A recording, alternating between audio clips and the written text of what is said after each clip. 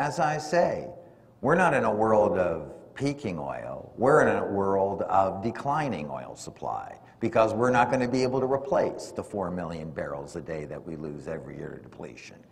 In which case, we're going to be staring at those oil prices maybe even sooner than I'm suggesting they are.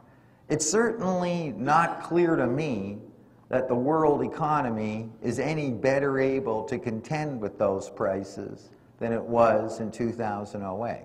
And I know that, most of the pundits will tell you that 2008 was all about subprime mortgages, and it was all about a financial crisis. And no one has to tell me about what subprime mortgages did to banks. Why the hell do you think I'm an author now? But blowing up CIBC and blowing up the world economy are two different gigs. Here's my problem with the subprime mortgage explanation.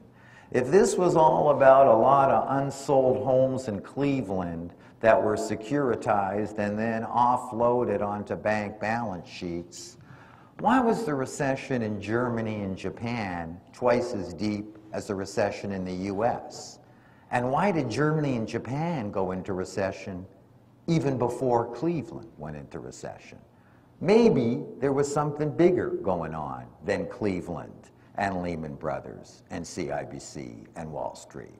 Maybe it was an oil shock that was twice as big as the OPEC oil shocks. And if the OPEC oil shocks themselves were known to have caused two devastating recessions, why wouldn't an oil shock twice as big as those shocks be the logical culprit behind the recession that we just saw?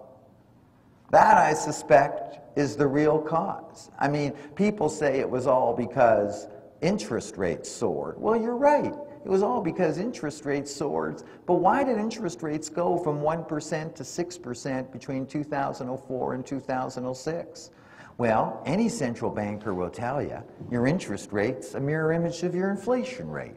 What happened to U.S. inflation between 2004 and 2006? It went from 1% to 5.5%. And what drove that increase in U.S. CPI inflation? Only one component of the inflation index, the energy component. It went up 35%. And why did it go up 35%? Because oil prices went from $30, which incidentally all the oil experts said it was going to stay at, to $70. If oil would have stayed at $30 a barrel like the experts said it would, inflation would have stayed at 1 to 2%, interest rates would have stayed at 1 to 2%, all those good folk in Cleveland would still be in their houses financed by subprime mortgages, and I'd probably still be working at CIBC World Markets.